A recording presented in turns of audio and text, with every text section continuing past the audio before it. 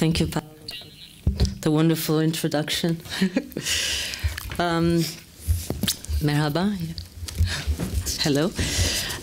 Some of you who are familiar with my work would also know that I have always worked with disparate materials.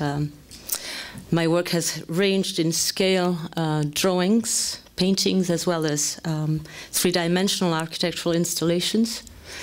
It all depends on the message and the urgency of that moment in time. Whatever the exact message it conveys, my work always addresses landscape in general and its problematic nature.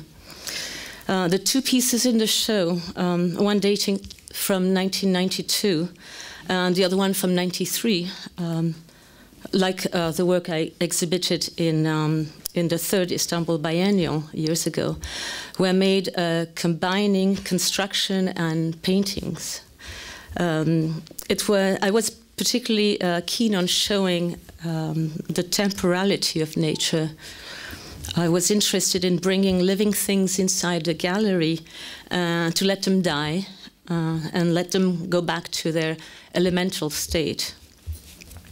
I was convinced that there was an urgency to be made aware bluntly and shown with a direct experience that our natural environment was in danger, that it was dying, that the precarious balance was about to collapse.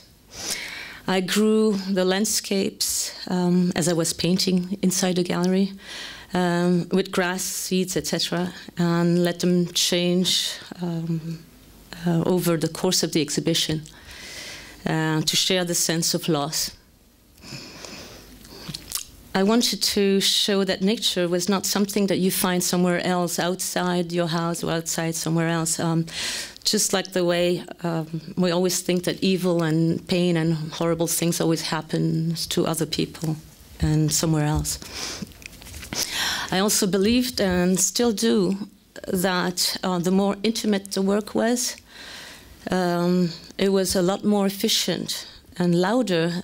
I mean, it would be a lot louder if it was quiet. In those days, the grass was green on the piece, and that was almost 25 years ago. Then, in those days, more and more people understood that it was important to recycle, and green political parties were heard a lot more in the world, and more people were sensitized. Farmers could grow their local crops. They were not obliged to agrochemical companies.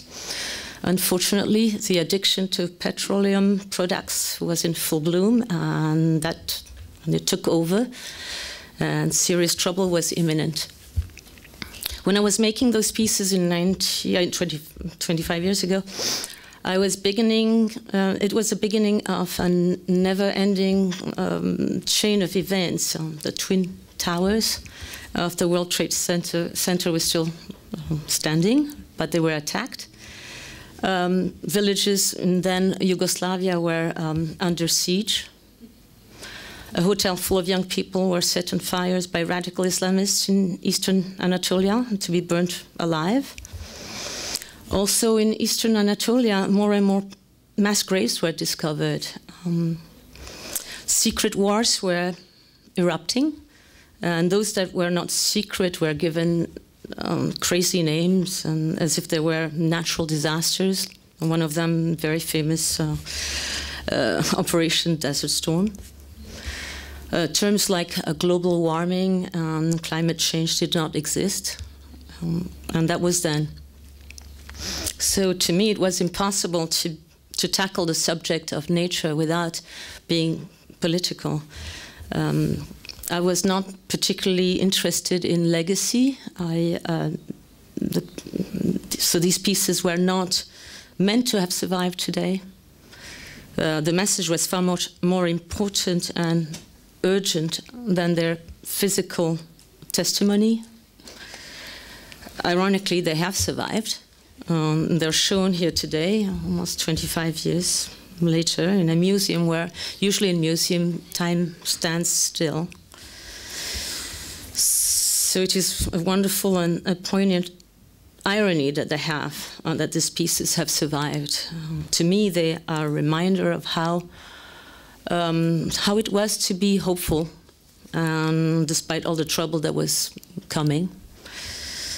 And I still do want to hope that it is possible, that it is still possible to hope. Thank you.